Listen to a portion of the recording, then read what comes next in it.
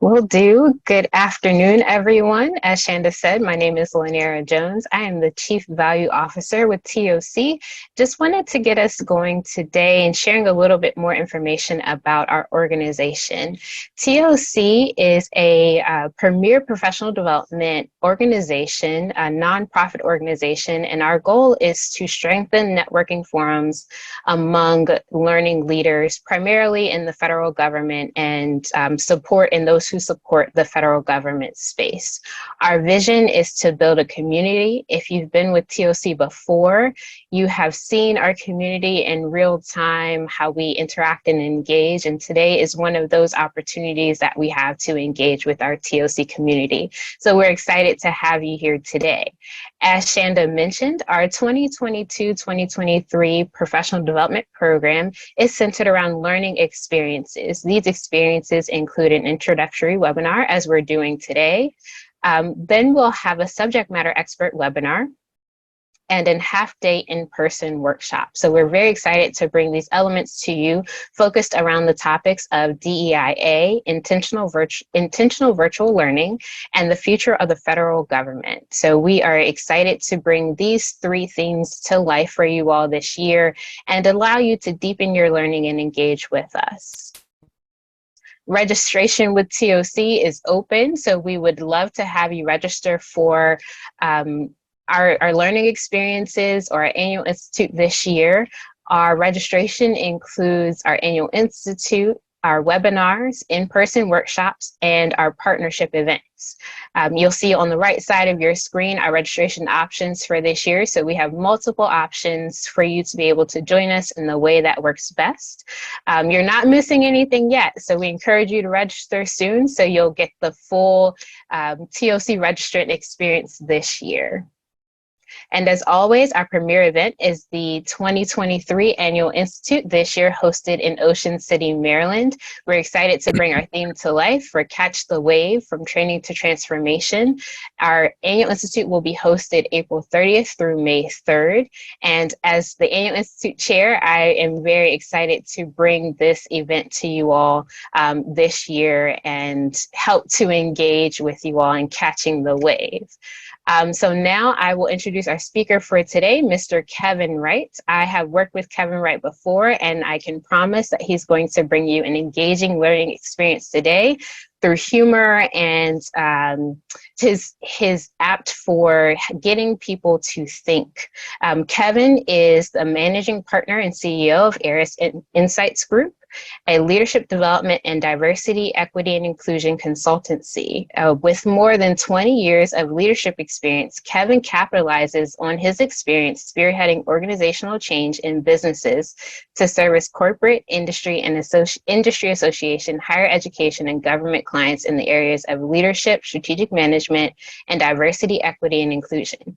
Kevin serves on multiple boards and advisory boards, including Infinity Systems, Sigma Pi Phi Fraternity Incorporated, Beta Mu Bolle Foundation Trustee, North Point Health and Wellness Board of Directors, and National Black MBA National Advisory Board, and formerly Sunrise Banks Advisory Board. So I'll turn it over to your speaker for today, Mr. Kevin Wright.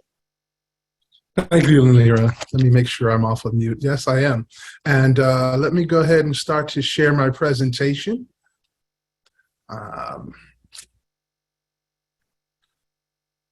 And let me know if everyone can see the presentation fine.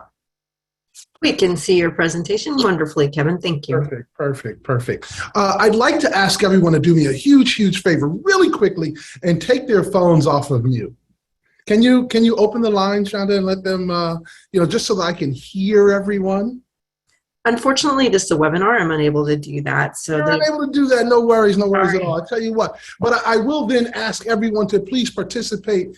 Please go along with me on this, because I'm going to ask you to do something a little differently. And the fact of the matter is, if you want to be someone different, then you have to do something different. And you have to do something different today, as in right now. And since I can't hear all of you, I'm going to have to rely on you, Shanda, and you, Lanier, because I'll need to hear you.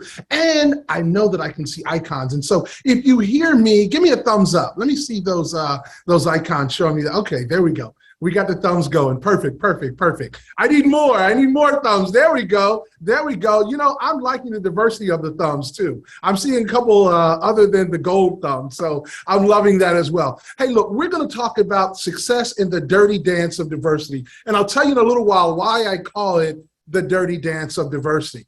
But as I mentioned, in order to be someone different, you have to do something different. And so I'm going to ask you to play along with me right now. And I'm going to ask you to do one or two things. You can choose how it is you want to do it. Either I'm going to need you to stretch and stretch up as high as you can possibly reach as you sit down, or I'm going to ask you to stand up and reach down as far as you can possibly go. I tell you what I'm going to do. I'm going to sit in my chair. And I'm going to reach up as high as I can possibly reach. And I'm going to ask you to do the same thing, but not yet. I know some of you have probably already started reaching. I don't want you to do it yet. What I want you to do is, on the sound of my voice, I'm going to count to 3. And on the count of 3, I want you to reach up as far as you can possibly reach. Again, on the count of 3, I want you to reach up as far as you can possibly reach. All right, 1.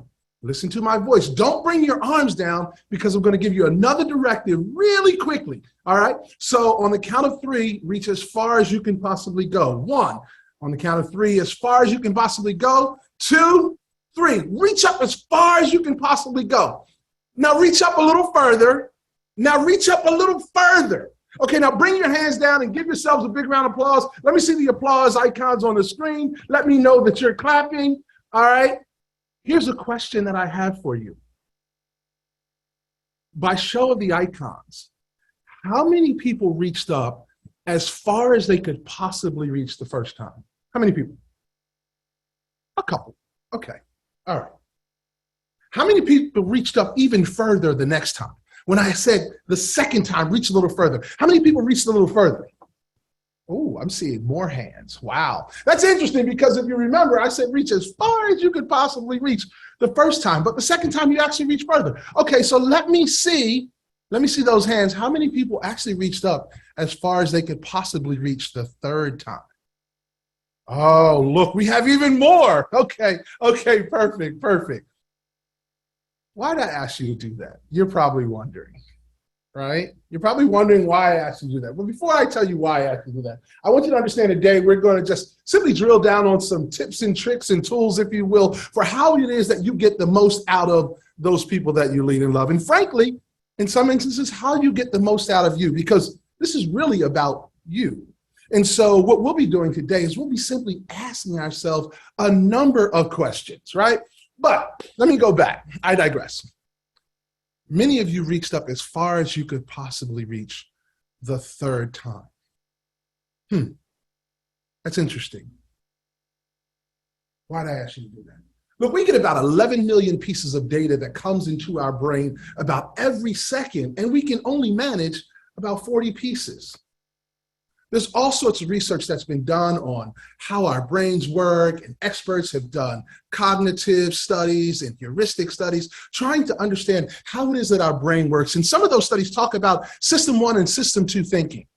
And in system 1 thinking, it's very automatic, it's very fast. We don't necessarily think about what it is that we're thinking about, and we just sort of do. We're moving, we're on autopilot, if you will. System 2 thinking, we spend about 1% of the time in that space, and that's where we're actually focused intently on what it is that we're doing. System 1 is instant, subconscious, if you will. Now, the thing that I find very interesting is I asked many of you to reach up as far as you could possibly reach, and a handful of you did it on the first time. But many of you reached as far as you could possibly reach the second time. And most of you actually reached as far as you could possibly reach the third time. Probably because you started that exercise on autopilot in system 1 thinking, right? Not necessarily thinking about how I could reach up as far as I could possibly reach. And I have a couple of questions for you relative to that. How many of you show up to work like that, where you're simply on autopilot? You're going through the motions, not necessarily thinking about what you're thinking about and thinking about what it is that you're doing to have a prescribed outcome, going through the motions. How many of you show up to work like that? Even more interesting, How many of you show up to your relationships like that? Now, whether we want to call it, our work wives, our work husbands, our work spouses, or our work family, they're all relationships at home and at work. So how many of us show up to our relationships on autopilot? Here's a very serious question I want you to ask yourself. How many of you show up to your life like that? On autopilot. Where you wake up in the morning, you get dressed, you go to work, whether you leave, you go to school, wherever it is that you go, and you're going through the motions on autopilot without a real intentional plan for getting where it is you're trying to get to. Harvard Business Study says we make tens of thousands of decisions every day without really thinking about why it is that we make those decisions. The interesting thing is, if I took a plane analogy and I said, hey, here's my manifest for leaving Philadelphia and I'm heading to California, and here's a path that I'm going to take. How many of you, let me look in the chat, how many of you, what percentage of time do you think that airplane that leaves Philadelphia, that's heading to California, real world, leaves Philadelphia, heading to California, is in alignment with the manifest that they file? They're on the path that they say they're going to take, heading to California from Philadelphia. I'm gonna look in the chat. Give me a percentage. What do you think it is? 90%? 95%? What percent of the time do you think that you're in alignment?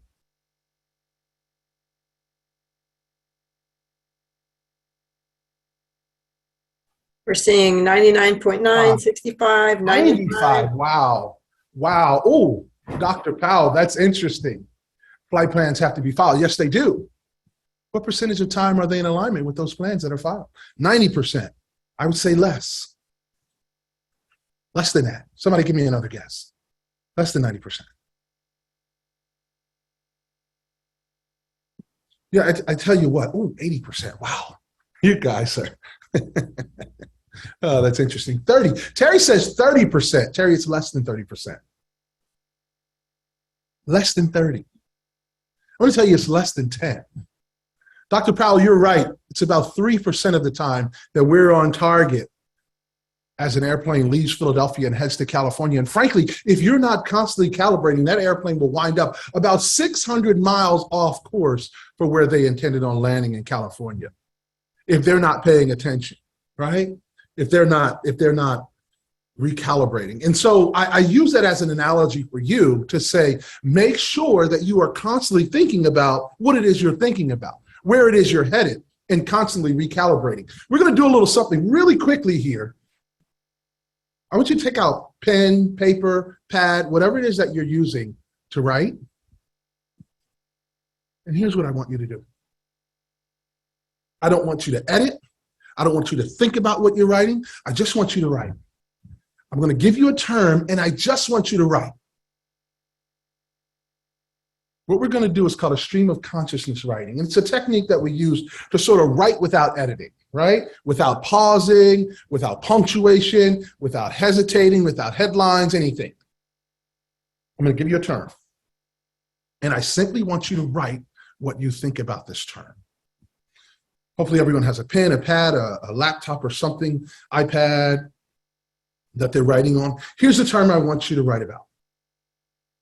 Structural racism. Structural racism. Right. I want you to take a few minutes to write. What is it? What's the definition? What comes to mind when you think of it? Just write. No punctuation, no editing, no nothing. Just write. Structural racism.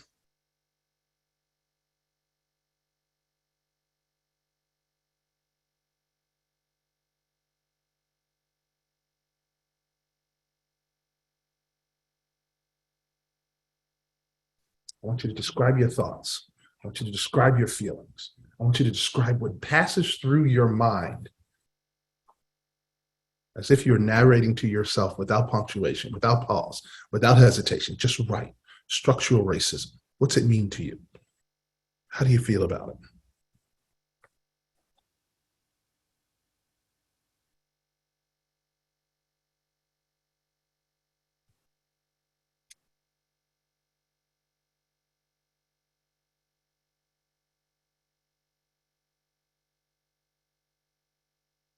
This is for your eyes only. You will not share this. I will not ask you what's on that paper. I want this for you so that you can look back at you later on. What comes to mind? Feelings, words, thoughts.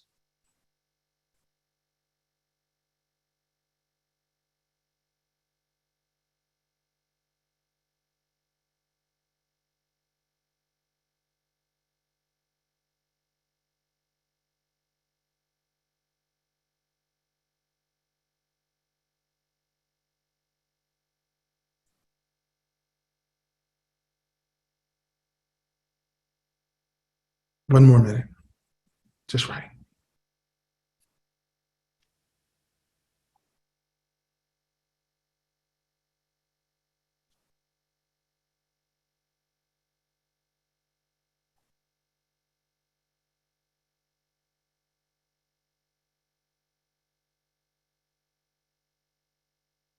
By show of hands, let me know that you're done writing, or if you're still writing.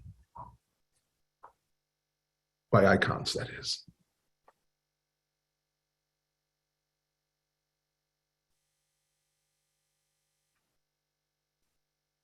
When you're done writing, just give me a thumbs up.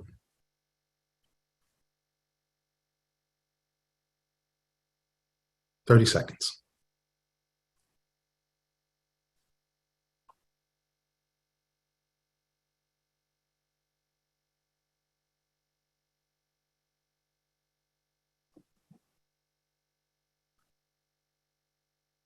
Now, would you be surprised if I told you that there was no official definition for structural racism? There are a number of different proposed definitions for structural racism, but there's no definitive official definition for structural racism. But the one thing that we know is all of them make clear that racism isn't simply the result of private prejudice held by individuals, but it's also produced and reproduced by laws and rules and practices and sanctions, and even implemented by various levels of government. And it's embedded in our economic system as well as in our cultural and societal norms. And so as you think about what it is that needs to happen relative to your plans within your organization, confronting racism, therefore, requires not only talking through, talking with, and addressing and changing individual attitudes, but also transforming and dismantling the policies and the institutions that undergird the US racial hierarchy. If you're not done writing, please feel free to keep writing. But all I wanted us to do was capture on paper what's going through our minds subconsciously without thinking about it, without punctuation, without editing ourselves, so that we can look back on that in a little while. The one thing I want you to remember is that you can't be who you were and who you're becoming at the same time. And nothing changes until you do. And so what we're doing here today is we're going to talk about some things we're going to talk about, and we're going to question. Well, there will likely be more questions than answers, to be quite honest with you. And that's a good thing, because you can't be who you were and who you're becoming at the same time. And nothing changes until you do. And the very foundation of changing is questioning your current ideology, questioning how you currently think about things, simply questioning. And a lot of times that happens in our own heads, in the 6 inches between our ears. And that's where we want to be today. Here's the expectation of the day. I'm not going to read much to you, but there's a couple slides where I may have to actually read to you. And today's expectations to illuminate current subconscious thinking and association around DEI and accessibility, bringing them into consciousness.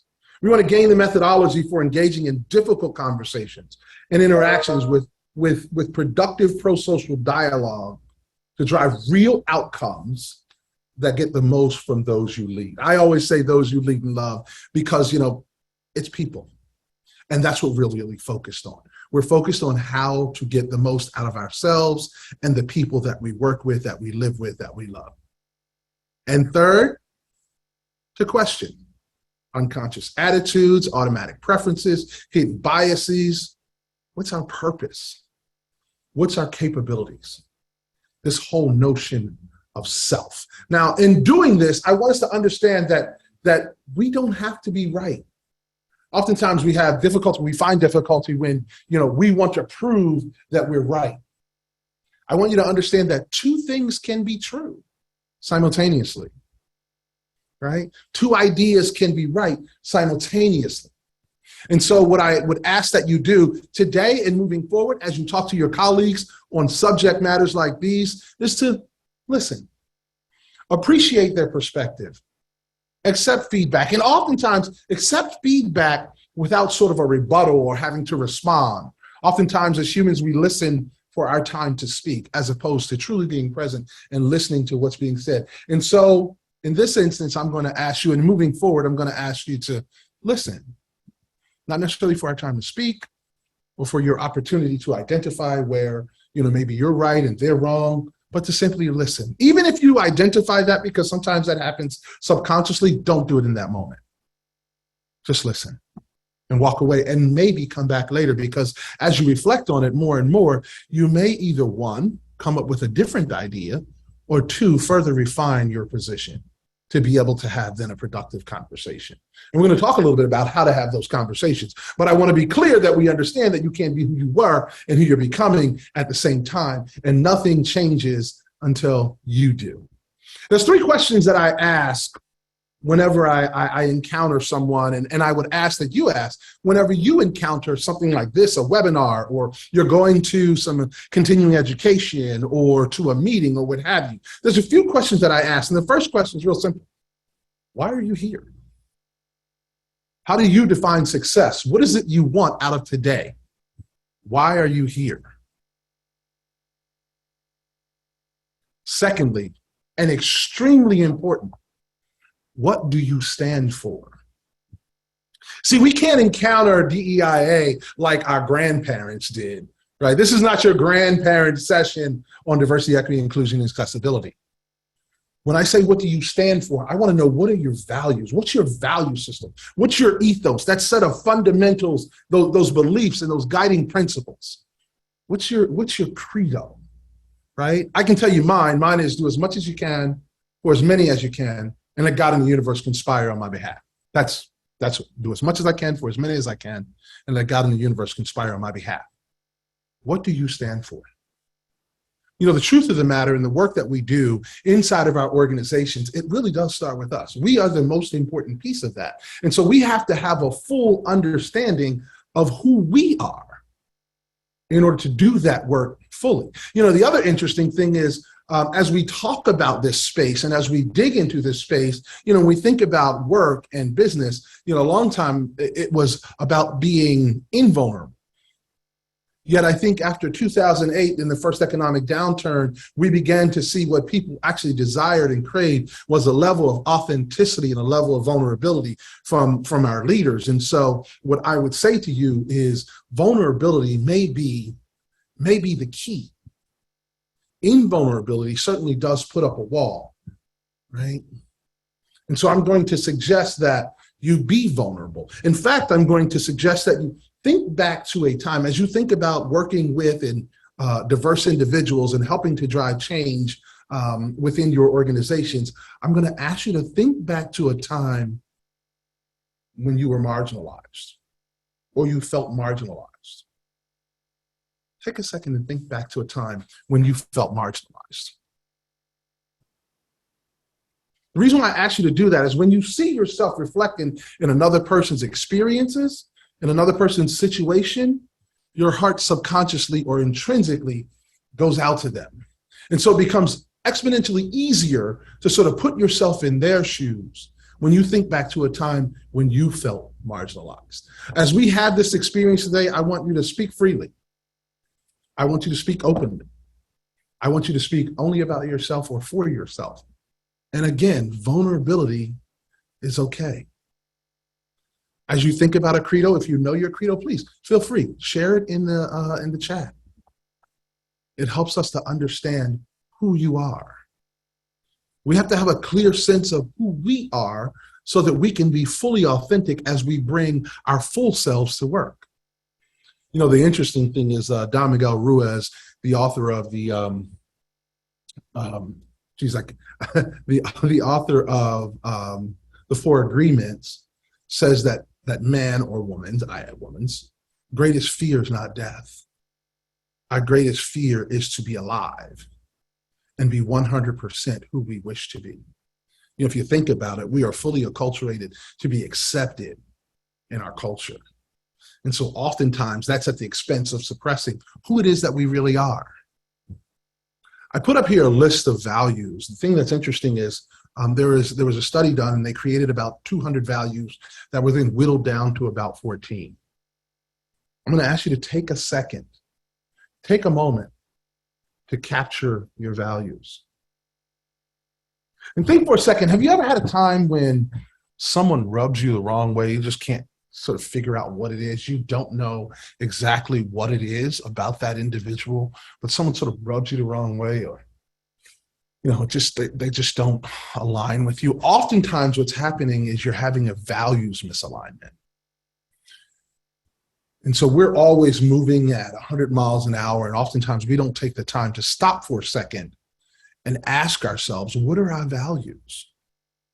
So I'm going to ask you to stop for a second and maybe think of three, right? Maybe think of three. What are your values? And I can tell you mine's are integrity. Mine's are faith. And the interesting thing is I have this sort of internal struggle oftentimes because of my spiritual background. I feel like faith should be number one. But as I think about it, I know that integrity is actually my number one value. And so it's integrity, it's faith, you know, and I thought long and hard about mine. I came up with three, and then I had a conversation with some people that really know me, and we added more. And so as you captured your values, I'd ask you to, you know, those 1, 2, or 3 people that you feel comfortable talking to, you feel comfortable sort of bearing it all to, have them look at it and see what they think. What's missing? Is there an opportunity to capture more value so that you then get a clear picture of you as you think about leading and leading change within your organizations?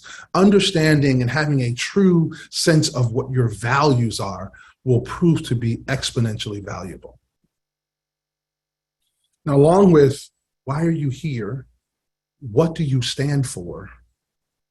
The other question I ask is, what is your why? And that's not a typo. You know, Simon Sinek, Oprah Winfrey, Tony Robbins, all of them talk about what is your why? Like, what do you live for? What is your why? That's not really what I'm asking you. When I think about leading and leading the efforts of others, when I ask you what is your why, your WIY, that stands for what's inside you. What is it that you've experienced, that you've done, that's then valuable as you look to connect with other people, as you look to lead other people? Is it how you grew up? Is it the culture of your family? Is it maybe a difficult childhood situation that you found yourself in? Or maybe it's a difficult adult situation that you find yourself in, that you've come through, that now makes you able to better connect with individuals. What's inside you?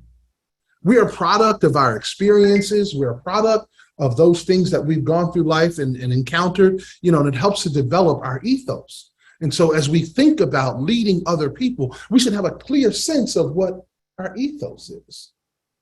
What's our lived values? What is it that we subscribe to daily? You know, I often say, wherever you go, there you are. And so wherever you go, there you are. And that's what you present to the world. And that's what you lead through. Now I use the word lead a number of times, and I've actually created an acronym, LEAD. And this is how we have those very, very tough conversations around diversity and equity and inclusion, accessibility, and outcomes. I've added outcomes to the vernacular, quite frankly, because diversity, equity, inclusion, and accessibility is the one area within our organizations oftentimes where outcomes doesn't really matter. We're so focused on the activity. But what I would say, you know, as I think Herb Kelleher said it best, the business of business is people. And so we should have a clear sense of the outcomes that we want from the people whose efforts we lead. And so as I think about lead in this context of diversity, equity, and inclusion, the L is to lessen the anxiety of difference and/or race-based discussions with transparency, leading the discussion from a place of grace compassion, and understanding. Again, leading from a place of grace. That's something that we don't see enough in this world. From a place of grace, compassion, and understanding. The E is expect that everyone enters this conversation from different points of understanding, cultural competence, and experiences. And because perception is our individual realities, all are valid. There will be many questions, and some may initially go unanswered. This whole thing of diversity, equity, and inclusion, accessibility, and the outcomes that we desire, it's a journey. Let me give you I'll be a little vulnerable, and I'll give you a real world perspective. We know that the Queen passed away last week, and many people were touched by that, upset by that, but there are a number of different perspectives. I think many people said rest in peace, for sure. There are some people who said rest in peace, and that was it. Because in their mind, if I was to quote someone, she was the icon for imperialism.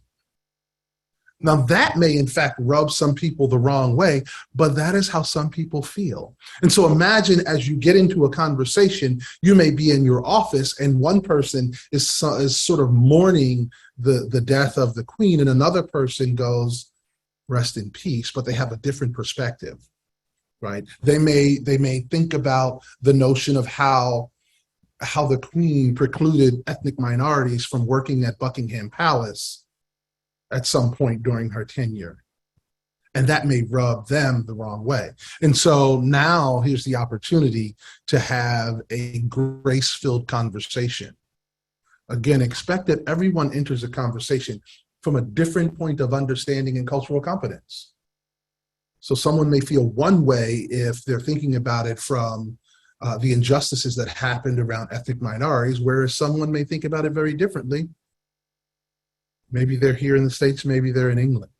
And so I think that as we get into these conversations around diversity and equity and inclusion, right, we have to do that with an open mind and be able to freely think and be able to be 100% authentic and be who we are. The A in lead is for allies are essential to the success of any DEI initiative. We haven't gotten here alone, and we will not emerge alone. And then finally, the D is development is absolutely necessary to combat our unconscious or invisible thoughts and reactions to what we see. It is essential in this dance, in this long journey, that we visit the visible and the invisible. The most important factor in this, though, is you. Now I'm going to look at the chat really quickly because I want to pause to see if there are any questions. If I can get to the chat. Sean, I think I'm going to have to rely on you because it's not oh, there we go. Do you see the chat now, or would you like me to? I do. Okay. I do. Wow. I do love tapped in, tuned in and turned on. That's kind of awesome. Brene Brown, awesome. I'm going to ask this group, and I don't know if you'll want to reply, but the analogy that I use with the Queen, does that touch anyone any kind of way? Did you have differing thoughts or feelings about it? I was in a number of conversations about it transparently.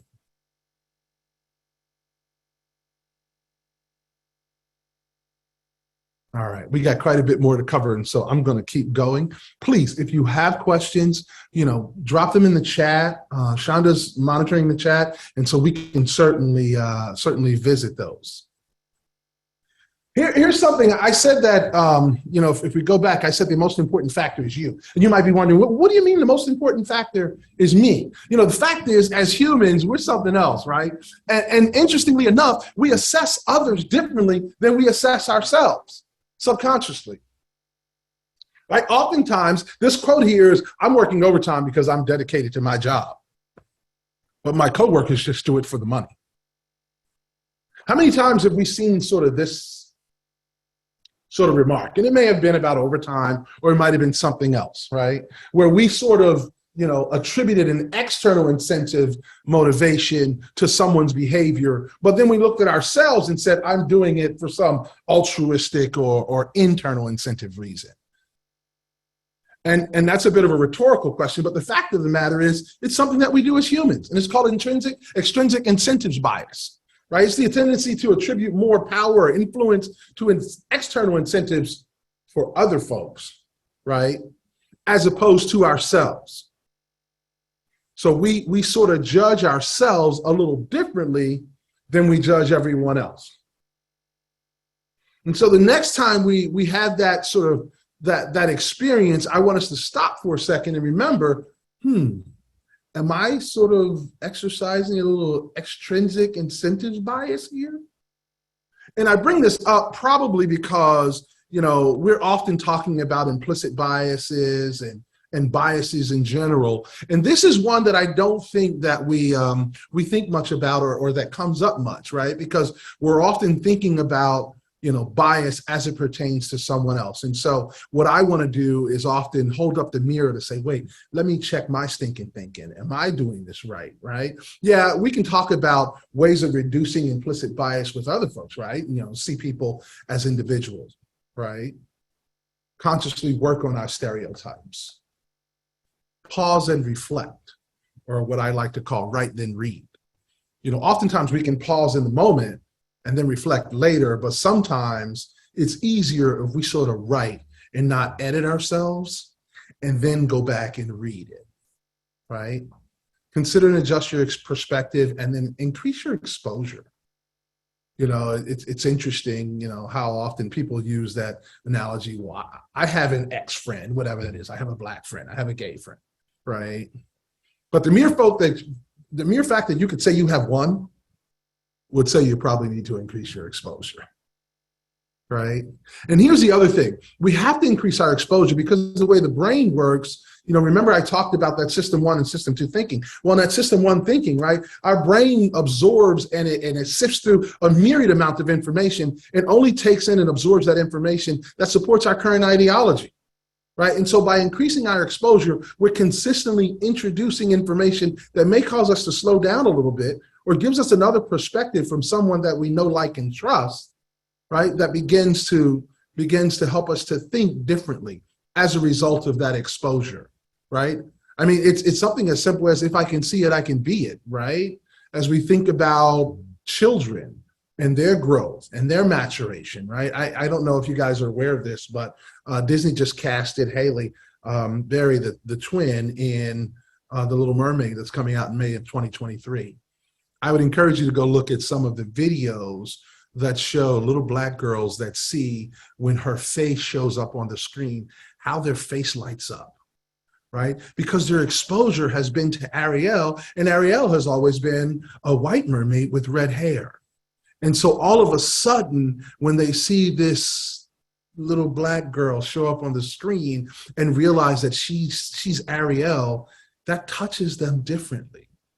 If I can see it, I can be it, right? And so as I think about all of you in leading in organizations, right, the notion of having people in senior leadership that look differently, all of a sudden, if I can see it, I can be it, right? We'll talk a little bit about that in a little while.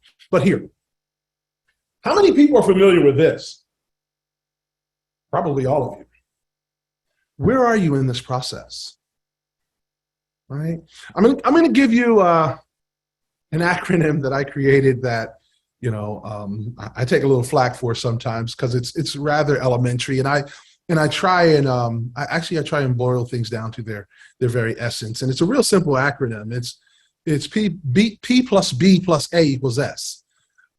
I like to call it PB&A. You can faintly see that PB and J back there. Quite honestly, a number of people that I engage with hate the acronym PB&A because it's so close to PB and J, but it's an easy way for me to remember it. PB&A. So as you think about where you are on your plan, I want you to think about PB&A. Why PB&A? Because those are the things that equal S. And the first of those is performance. right? We know there's two types of performance. There's tactical performance and adaptive performance, right? The tactical, we've written our strategy. We know what we're going to do. We've headed off. We're down our path. We're doing the things that we're supposed to be doing. And then there's adaptive, right? Where are you on your plan? Where are you on your journey to change within your organization around this executive order? I want you to take out that paper again. This time we're going to write for a much shorter period of time, but I want you to take a minute or two, and I'm going to ask you a question that I want you to write about. Again, stream of consciousness. Don't edit yourself. This is for your eyes only. No one else will see it. But the fact of the matter is we don't stress over doing so much and having done so much. What we stress over is what we haven't done. And others may not know that we haven't done it, but we know that we haven't done it. And oftentimes we stress about that. And so I'm going to ask you a couple of really good questions around the executive order and your plans within your organization. Not just where you are from a tactical implementation perspective, but where are you from an adaptive implementation perspective? And here comes the questions that I want you to write about. The first one is, where did you drop the ball? Just right. Where did you drop the ball? Or what are you putting off? What are you putting off? Remember, Don Miguel Ruiz says that man's greatest fear is not death. Man's greatest fear is being alive, essentially being who you are. Where'd you drop the ball? What are you putting off because maybe you don't want to be all of who you are, and that may show up in this adaptive performance.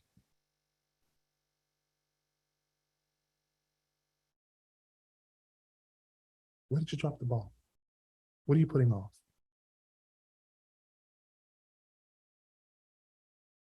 One item I want you to think about. What will you do today? What will you do today in answer to that, where you drop the ball, what you're putting off? What will you do today? And then lastly, what will be done by Friday? And I want you to think, what's the catalyst for the change that you're trying to drive? What will be done by Friday? The next thing is brand. Who are you?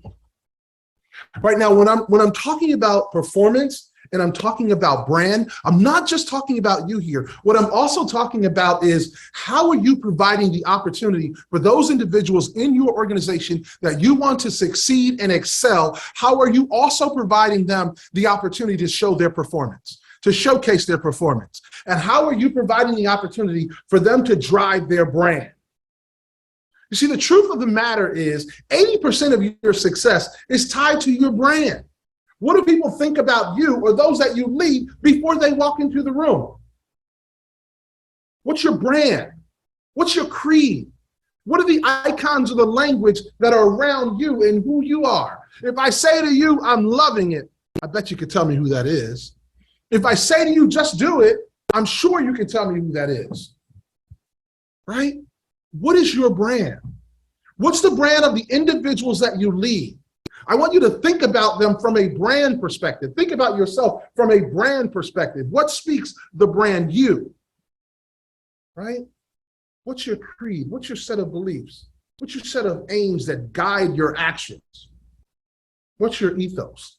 And for the people that you lead, what's your pathos? What is the emotional connection that you can make with the people that you lead in order to get the most out of them? And who are the detractors? The fact is, you have detractors. The people that you lead have detractors. And frankly, if you don't, or if they don't, they're inconsequential. You know, as leaders, many of you have a name that people call you when you're not in the room. You have detractors. That's just how brands work. And finally, the A is advocacy. Who's wearing your t-shirt? And whose t-shirt are you wearing? And that's the analogy I use there as t-shirt is, you may have seen before, there's a couple walking down the street and the guy has a shirt on with a thumb or finger pointing that way that says, I'm with her, or I'm with him. And the other person has a shirt on that says, I'm with him, or I'm with her. Who's wearing your shirt? And whose t-shirt are you wearing? The next question I have is, who puts you in position, or who do you put in position? I'm not talking about mentoring here. I'm talking about sponsorship. I'm talking about pure advocacy. I'm talking about giving people an opportunity. Here's a real easy way to sort of figure out how it is you're doing. I want you to take a look back at your schedule for July and August. Take a look at your meetings. Who attended those meetings? What do they look like? Was it a diverse group of people? Were any of them differently able? Right? Were any of them disabled? Who was in those meetings? And not only who was in those meetings, but who spoke in those meetings? And as you think about that, as you look at your calendar, you can do July, you can do August, you can do June, you can go back as far as you want. I want you to take a keen look at the makeup of the people in those meetings, who ran those meetings, who participated, and who spoke in those meetings. How will you be a force multiplier to ensure that diversity and equity and inclusion occurs within your organization? That accessibility happens in your organization? What responsibility do you have for being a force multiplier in this space? P plus B plus A equals success, or S. Performance plus brand plus advocacy equals success. And 80% of that is brand. So as you think about the individuals that you lead in your organization, how do you assist in ensuring that they have the appropriate brand for success? As you think about where you are along your path, does your path provide you an opportunity to ensure that people that are diverse have an opportunity to perform, to showcase their performance, to showcase and build their brand, and to drive and gain additional advocacy? Because those are the three elements, the three keys to success. Remember, you can't be who you were and who you're becoming at the same time. This is my model for my book, Better Results. This model includes strategy and dimensions. Today, we're going to focus on just the strategy portion. And I know I'm going to fly through this, but there are 5 pieces that you should be highly tuned into with those people that you lead. The first is what fields. And that analogy there is, what fields do they want to play on? Where do those people want to play? What is it that they want to do? Secondly, what are the networks that are necessary to help them succeed? Who is it that they need to connect with? What organization or what part of the organization needs to be in their network that they need to have access to, that they need to know who that individual is to assist in their excelling and maturation in the organization? Third, what's the point of differentiation? What are their differentiators? What makes them great? And what are they great at? I'm going to tell you something around differentiator relative to diversity. For so long with diverse individuals, pre-George Floyd, the idea was that you went into a room and you tried to assimilate. You tried to be more like everyone else in the room, right? I will tell you, as a leader of multiple billion-dollar organizations, that when I walked into the room, I was the only Black guy in the room. And there was typically a white woman in the room. And the thing that we definitely did not want to do was try to be more like the white guys in the room. Because the moment that you do that, you give up your point of differentiation. I'm going to see the world very differently than people that don't look like me. And therein lies my value proposition. Therein lies my point of differentiation. Understand the point of differentiation that provides contributive value for the people in your organization. Next, understand the sequence of events that have to happen for that person to actualize where it is they're trying to get to. Understand what needs to happen. Are there positions that need to happen? Is there work that needs to happen that they need to get under their belt so that they can have the brand to say, I'm the person, I'm the woman for this role, for this opportunity. I'm the man for this opportunity. And finally, what's the impact that the people whose efforts you lead wish to have? So if we understand the impact that they're trying to have, then we can help them to identify the networks. We can help them to begin to hone in on what their differentiator is that enables them to best make that impact. And we can help them to sort of plot out and plan out from a tactical and an adaptive perspective what that sequence of events is that needs to happen. I want to be cognizant of the time. We have about 5 more minutes. If there are questions, no problem. Please feel free to ask them. I'm going to keep moving. I want us to also understand that definitions are essential. Definitions are essential. I'm going to put a word up here, racism. Interestingly enough, there are studies that show that diverse individuals see this word very differently. Oftentimes when I have conversations with my white friends, my majority friends, they say, I'm not racist, right? And I understand that. Well, duh, right? If we're friends, then chances are you aren't. But the difference is they see that word as an individualistic thing. Yet when I think of racism, when diverse individuals often think of racism, as the studies show, they think about it as a structural word. That racism is not the individual, but it is the structure. And so oftentimes we may sort of pass each other around just a pure definition. And so as you look to have these conversations, I only point this out to say, make certain that you're speaking the same language and that you have the same denotation and connotation of what it is that you're talking about, so that you can certainly have a conversation that winds up being pro-social and productive, going back to lead, that's filled with grace. It's much easier to do when you're ensured that you have the right definition that you're talking about. I'm going to clue you into a little bit of what I like to call the 4 as well.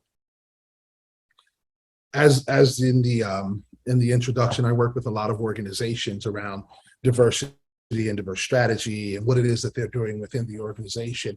And oftentimes they miss out on this when they can't figure out, how do I get more diverse individuals, in the room, into the programs, into what it is that we're doing. Oftentimes, they forget these 4. If I'm a diverse individual inside of an organization, I'm often thinking about what's in it for me as it pertains to a program. Is it performative, or are you really trying to drive value? Clearly, I'm going to think about it from the standpoint of, how does it affect my brand? There are diverse individuals that don't participate in diverse programming within organizations because they're diverse programs, and they don't want to be painted with that brush.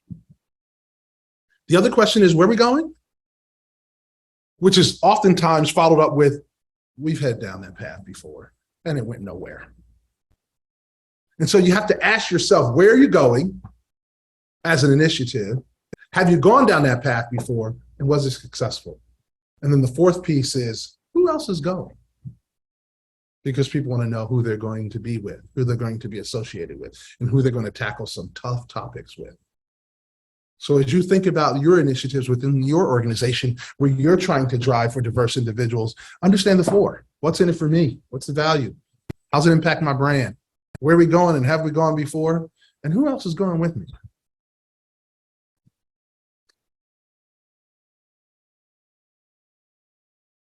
I said it before, and I'll say it again. This is the last time.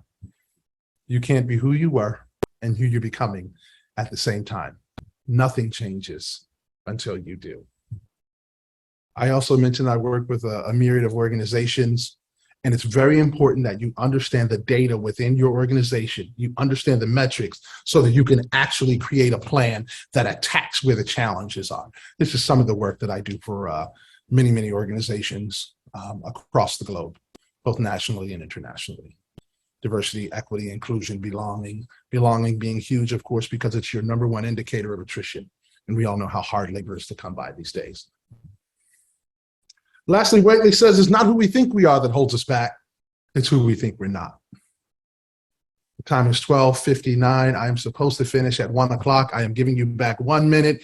Thank you so much for your time. I hope that we have the opportunity to connect again.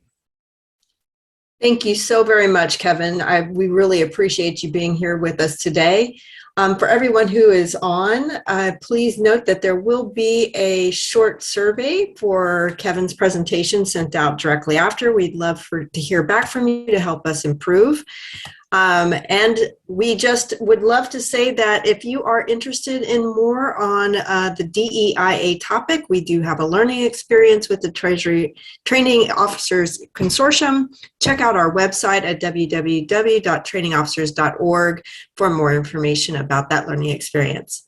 Again, thank you very much, Kevin, and we appreciate you being here with us today. Thank you for the opportunity.